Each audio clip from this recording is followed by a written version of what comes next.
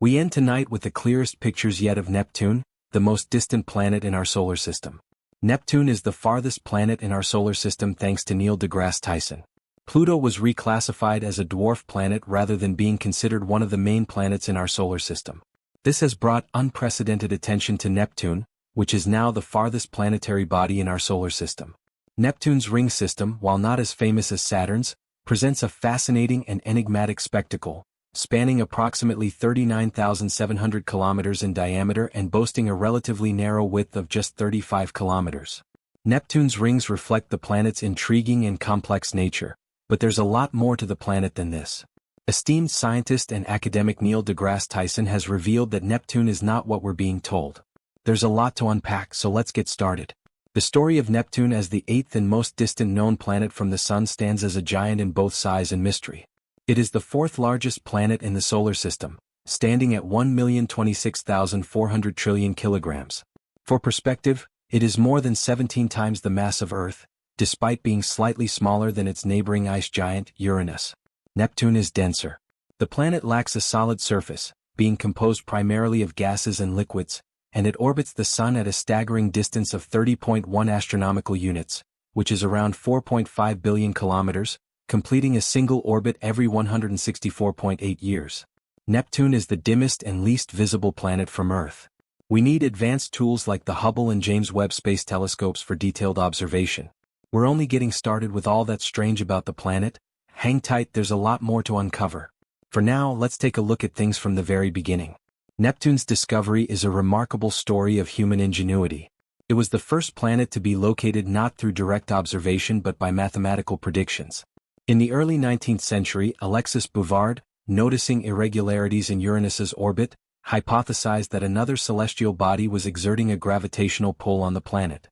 Following Bouvard's death, two mathematicians, John Couch Adams and Urbain Le Verrier, independently calculated Neptune's likely position.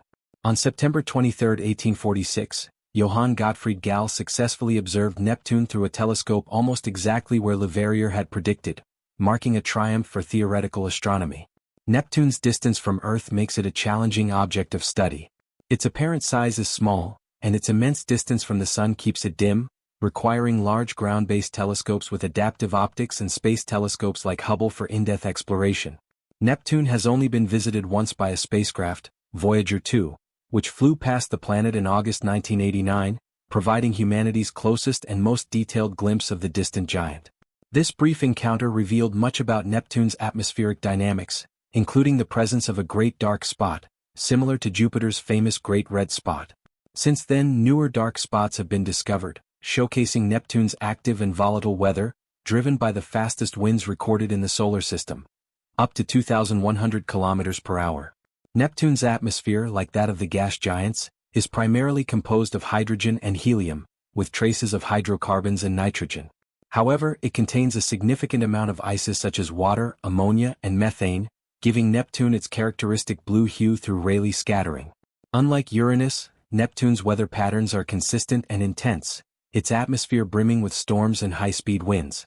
The planet's extreme distance also leads to one of the coldest outer atmospheres in the solar system, with cloud-top temperatures plunging to -218 degrees Celsius, though temperatures at its core soar to an estimated 5,100 degrees Celsius. A faint and fragmented ring system surrounds Neptune. Discovered in 1984 and later confirmed by Voyager 2, these rings, known as arcs, remain one of the planet's lesser understood features but add to its enigmatic charm. Speaking of these rings, there's a lot to unpack here. The mysteries surrounding Neptune's rings, though not as prominent as those of Saturn, form a complex and fascinating structure consisting of 5 principal rings. They were first detected in 1984 during simultaneous observations of a stellar occultation by teams led by André Breuil and William B. Hubbard, marking the discovery of arcs within the ring system. These rings were fully revealed during Voyager 2's historic flyby in 1989. So what do we know so far? While some parts of Neptune's ring system are comparable in density to Saturn's fainter rings, much of it is notably thin and dusty, bearing more resemblance to the rings of Jupiter. The rings are named after significant astronomers who made important contributions to Neptune's discovery and study, including Galle, Le Verrier, Lassell, Arago, and Adams. Interestingly, an additional faint ring coincides with the orbit of Neptune's moon Galatea, with 3 more moons, Naiad, Thalassa and Despina, orbiting within the rings. The discovery of Neptune's rings stretches back to as early as 1846, when William Lassell, who also discovered Neptune's largest moon Triton, claimed to have observed a ring around the planet. His observation, however, was never confirmed and is thought to have been an artifact of his telescopic equipment. The first confirmed detection came in 1968 during a stellar occultation. Following the discovery of Uranus's rings in 1977, renewed efforts were made to detect rings around Neptune. It wasn't until the 1980s that evidence of a ring system began to solidify. Voyager 2's 1989 flyby finally confirmed the existence of the rings. Since then, the rings of Neptune have been imaged using the Hubble Space Telescope and advanced ground-based telescopes. The brightest rings, Adams and Leverrier, have been observed at methane-absorbed wavelengths, which reduce Neptune's glare and allow for more detailed imaging. However, the fainter rings remain elusive and are difficult to capture with Earth-based telescopes. In 2022, the James Webb Space Telescope made significant progress in observing these fainter rings, providing the first glimpse of them since Voyager 2's flyby. Neptune has a unique ring system that consists of 5 main rings named Gal, Leverrier, Lassell, Arago, and Adams, arranged in increasing distances from the planet. In addition to these clearly defined rings, there may be a faint sheet of material stretching inward from the Leverrier ring and potentially extending even closer to Neptune. 3 of these rings are particularly narrow, with widths of 100 kilometers or less, while the Gal and Lassell rings are much broader, spanning between 2,000 and 5,000 kilometers. The Adams ring is notable for containing 5 distinct bright arcs named Fraternité, Égalité 1 and 2, Liberté and Courage. These names were inspired by the motto of the French Revolution. 4 of Neptune's inner moons, Naiad, Thalassa, Despina and Galatea, orbit within the ring system, with Galatea acting as a shepherd moon to the Adams ring, embedded in an unnamed ringlet. Neptune's rings are composed of a high concentration of dust, with the dust fraction ranging between 20% and 70%. This makes it similar to Jupiter's rings, which also have a significant dust fraction in contrast to the more transparent rings of Saturn and Uranus. The particles in the rings are believed to consist of dark material, likely a mixture of ice and radiation-processed organics. They have a reddish color and low reflectivity. The rings themselves are optically thin, meaning they are relatively transparent. Among the individual rings, the Gal ring, named after Johann Gottfried Gal, who first observed Neptune through a telescope, is the innermost ring. The Lassell ring, also known as the Plateau, is the broadest in Neptune's system, spanning from the Leverrier ring to the possible Arago ring at 57,200 kilometers. The possible Arago ring, which may not be a true ring, is a small bright peak located at the outer edge of the Lassell ring. The Adams ring, located at an orbital radius of approximately 63,930 kilometers, is the most thoroughly studied of Neptune's rings and is named after John Couch Adams, one of the co-discoverers of Neptune's position. It is a narrow ring with a width ranging from 15 to 50 kilometers. Neptune's moon Galatea orbits just inside the Adams ring and creates a series of radial structures known as wiggles, which have also been used to estimate the moon's mass. The Adams ring is best known for its bright arcs, which were the first elements of Neptune's ring system to be discovered. These arcs are regions where particles cluster mysteriously rather than dispersing evenly throughout the ring as expected. The 5 short arcs are named Fraternité, Égalité 1 and 2, Liberté and Courage. Fraternité is the largest, while Courage is the faintest. These arcs are made of microscopic dust particles, evidenced by their enhanced brightness when illuminated by the sun. Though the arcs have been stable since their discovery in the 1980s, there is much more to be learned about this distant and fascinating planet. There have been notable changes over time, such as the movement of the Courage arc and the dimming of Liberté. Observations by the Hubble Space Telescope and other ground-based telescopes have noted a decrease in overall brightness, particularly in the infrared spectrum.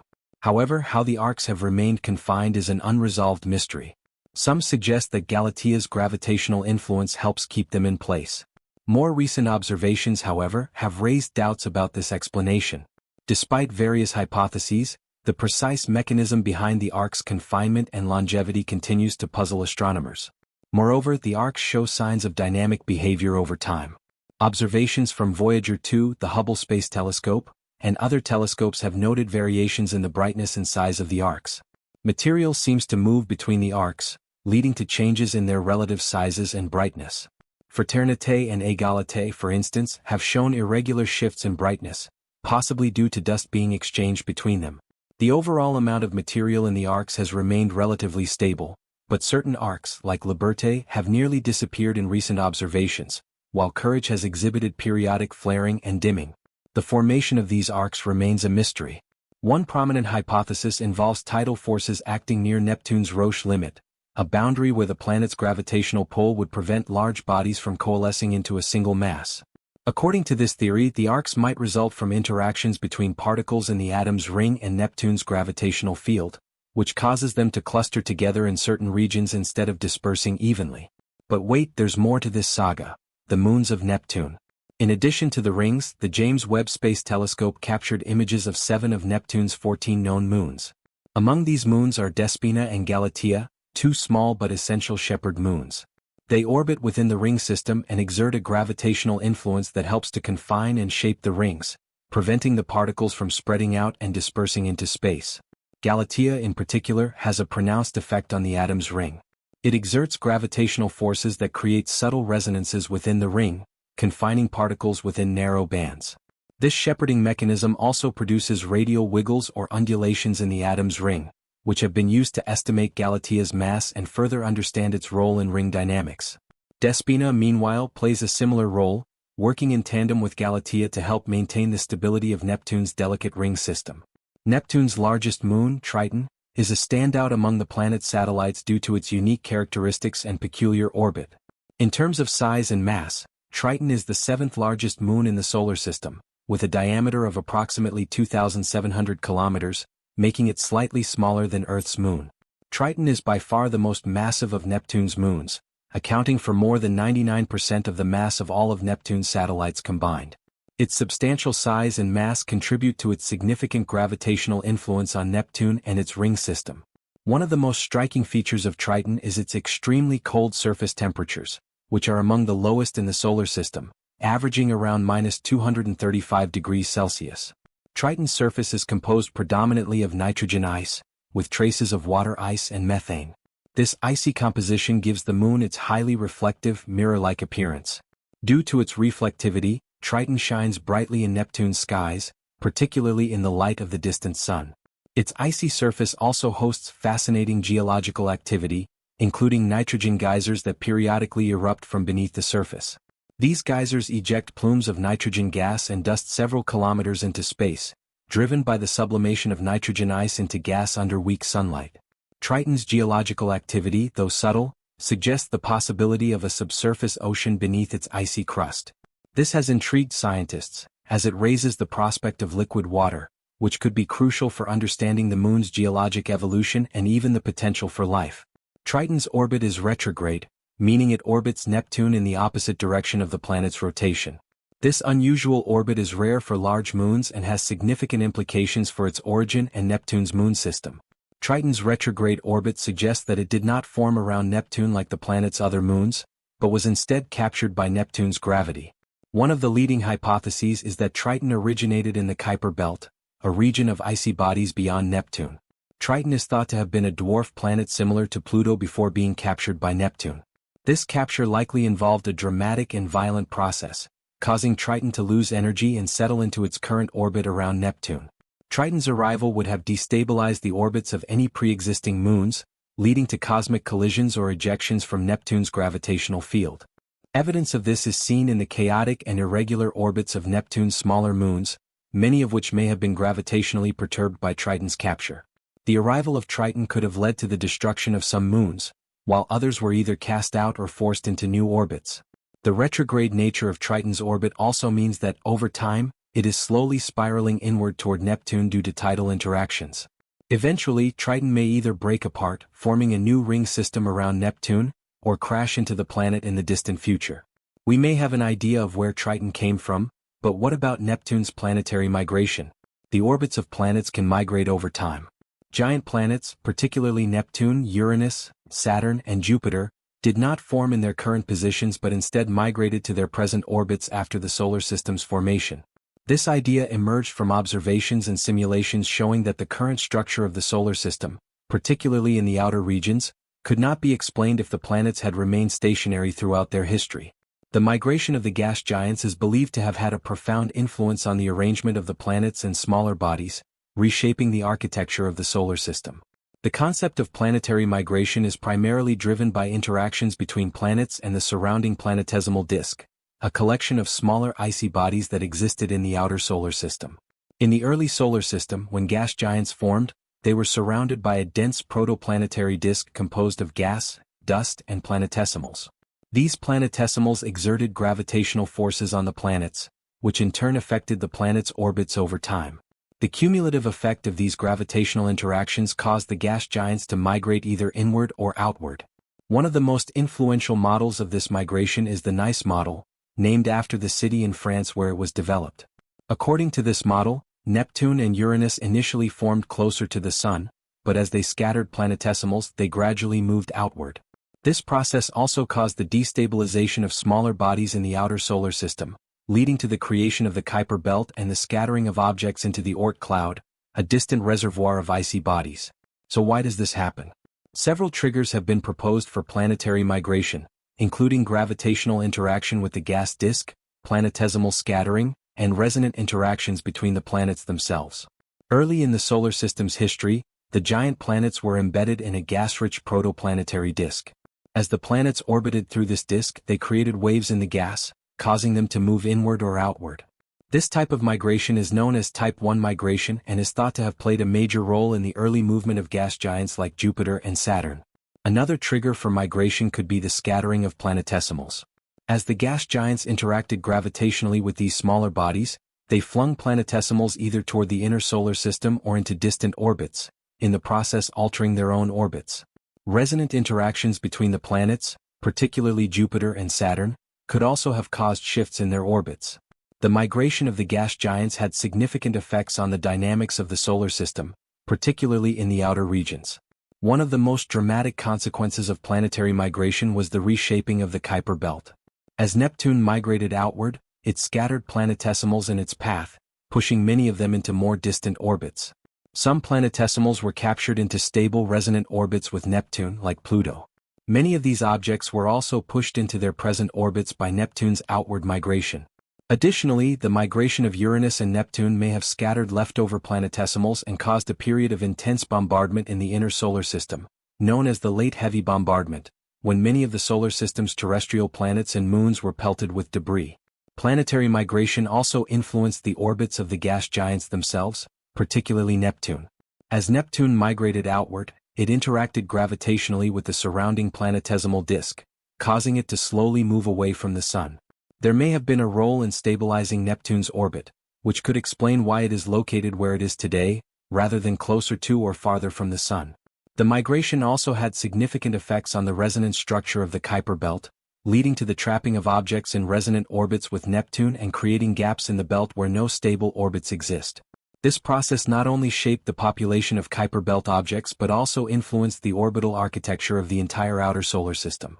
The migration of the gas giants may also explain the presence of unusual objects like Sedna, which has a highly eccentric orbit that takes it far beyond the Kuiper belt. Sedna's orbit suggests it may have been perturbed by Neptune during its outward migration or by interactions with passing stars or rogue planets in the early solar system. Now, on to another intriguing question. What if Neptune collides with Pluto? Although diagrams of the solar system may give the impression that Neptune and Pluto's orbits intersect, and textbooks even mention that Pluto crossed Neptune's orbit in February 1999, the reality is much more complex. A collision between the two celestial bodies is virtually impossible. The reasons for this lie in the unique and intricate orbital dynamics of the two objects. First, the apparent intersection of their orbits is merely an optical illusion. This misconception arises from how we represent the solar system in two dimensions. In reality, Pluto's orbit is significantly tilted relative to Neptune's, with an inclination of about 17 degrees. This tilt ensures that even when Pluto crosses Neptune's orbital plane, the two bodies are never at the same physical point in space. In fact, Pluto remains far above or below Neptune when this crossing occurs. The second and more crucial reason for their avoidance of collision is the phenomenon of orbital resonance. Pluto and Neptune are locked in a 3:2 ratio resonance, meaning that for every 3 orbits Neptune completes around the Sun, Pluto completes 2. This relationship is stabilized by their gravitational interactions, essentially keeping their orbits in sync in such a way that they are never close enough to pose a collision risk.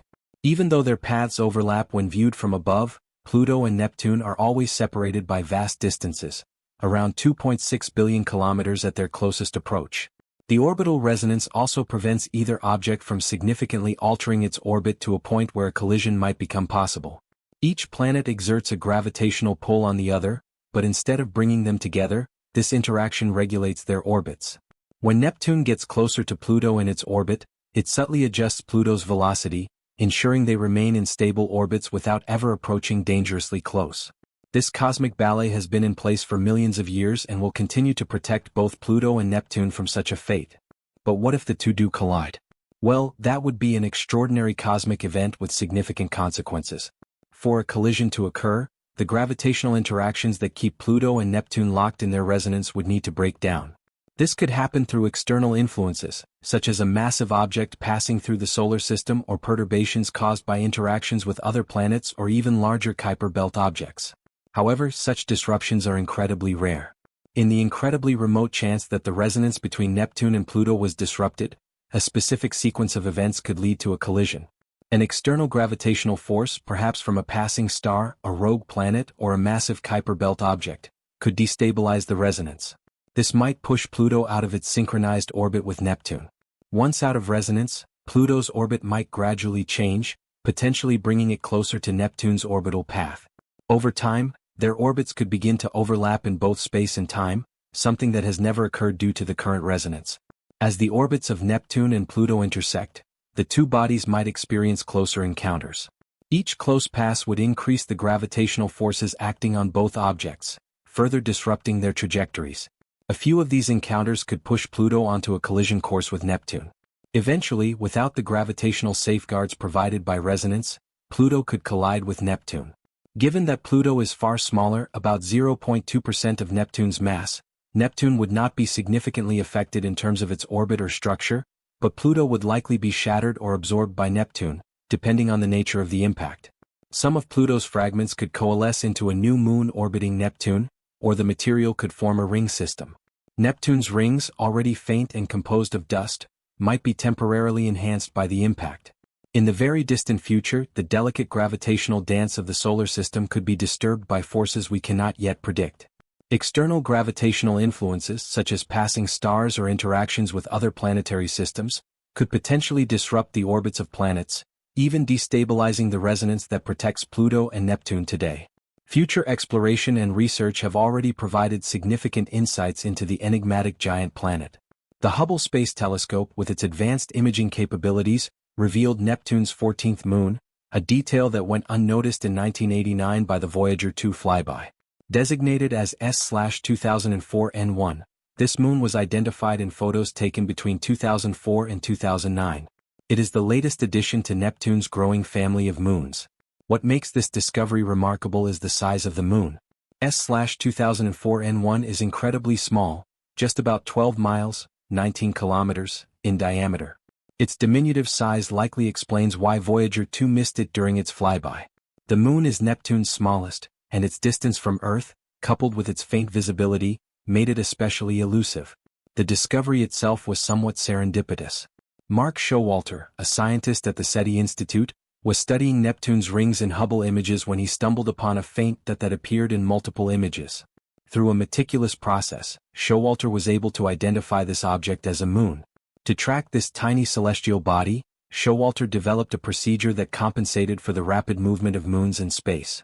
His computer algorithm predicted where Neptune's moon should appear across sequential images, helping astronomers detect even the smallest, faintest objects. Showalter wasn't specifically searching for a new moon. His focus had been Neptune's rings and peculiar arc formations. But by extending his analysis beyond Neptune's ring system, he repeatedly encountered the same small object, eventually confirming the existence of S/2004 N1. Despite its size, this little moon has some interesting characteristics. Orbiting Neptune from a distance of about 65,500 miles, it completes a full orbit in just 23 hours. Its rapid orbit and small size make it an intriguing addition to Neptune's complex system of moons and rings. In addition to these exciting discoveries, scientists from the Search for Extraterrestrial Intelligence (SETI) have long been involved in the search for alien life through the detection of signals from space. While the main focus has been on radio signals, some researchers have noted that, in recent years, SETI has detected unexplained signals originating from beyond Neptune. These signals, though not confirmed to be from extraterrestrial sources, have intrigued scientists who are exploring whether they might have come from an advanced alien civilization. Future missions to Neptune are anticipated to include both orbiters and landers, as well as advanced flybys and remote observations.